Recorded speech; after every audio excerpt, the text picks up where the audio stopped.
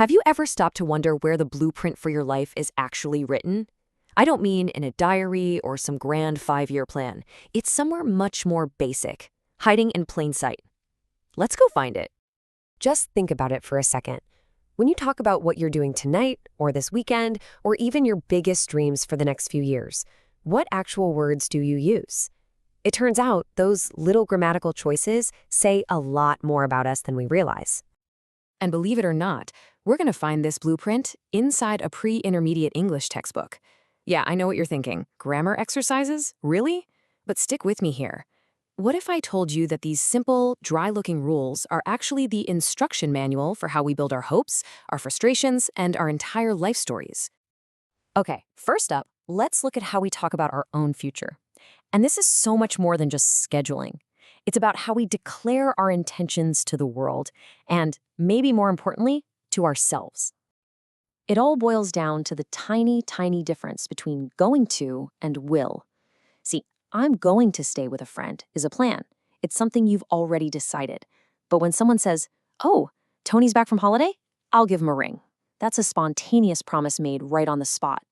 One is a blueprint, the other is a spark. And this is where it gets really brilliant, how we chain these ideas together. Just look at this sentence, straight from the textbook. I'm going to study hard, okay, that's the plan, because I hope to get a well-paid job. Bam, that's the dream, the engine powering the whole plan. It's an entire life strategy, all packed into one simple sentence. But life isn't just about hopes. Our language has to hold our frustrations too. And on the surface, this looks like the most boring fill-in-the-blank exercise ever. I'm fed up with, the weather. But what happens when real life fills in that blank? And suddenly, that simple grammatical structure is filled with real, raw human emotion. This isn't just an exercise anymore. It's the voice of a young person who feels stuck, who's yearning for something more.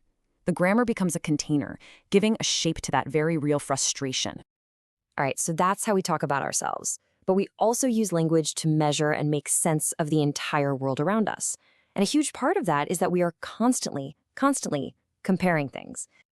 Just take these 3 cities. How do we even begin to understand them in relation to each other? Well, we compare. And the specific language we use for that comparison, it actually starts to create a very specific kind of reality. Now, what's so interesting here is how quickly we create a hierarchy. Shanghai is bigger. Singapore is better for investment. Dubai is the newest, the most modern. These little words, these comparatives and superlatives, they aren't just descriptions, they're judgments. They are the tools we use to rank the world and decide what we value. And we do the exact same thing with people. Kevin earns the most. Marilu has the lowest salary. Agnes works fewer hours than Kevin. Instantly, this language frames our whole understanding of success, of hard work, of value in our society. And it's all built on these simple words: more, less, better, and best. And that really is the question, isn't it? These comparisons, they give us data points, for sure, but they don't give us the whole story, not even close.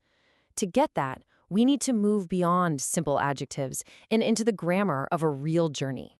This is where everything we've been talking about comes together, because when we tell the story of a life, we use all of these tools, plans, hopes, comparisons, to build a narrative of incredible, profound change. Let's look at Mohammad Razai's story, which is actually from a reading exercise in the book. Notice the structure. It's a simple past tense progression. He left, he reached, a teacher encouraged him, he studied. It's a timeline, a sequence of events. But woven into this simple grammar is just an unbelievable story of resilience and ambition. And right here, in his own words, is the why. I want to show. This is the hope. This is the driving force.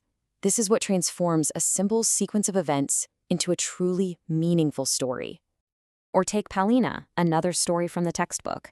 After everything she went through, listen to the language she uses to define her own future.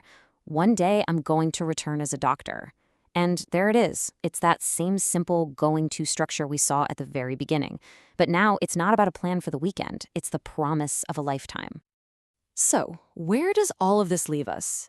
We've looked at plans, we've looked at comparisons, we've looked at powerful stories, and we found them all inside the pages of a simple language textbook. What this all really means is that the fundamental grammar we learn, The difference between will and going to, how to use more and most. This isn't just stuff for a test. It's the architecture of our identity. They're the literal tools we use to build a life and tell our own story.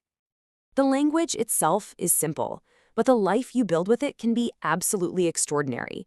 This textbook reminds us that we are all authors. Your life is a story. So the only question is, what words will you use to write your next chapter?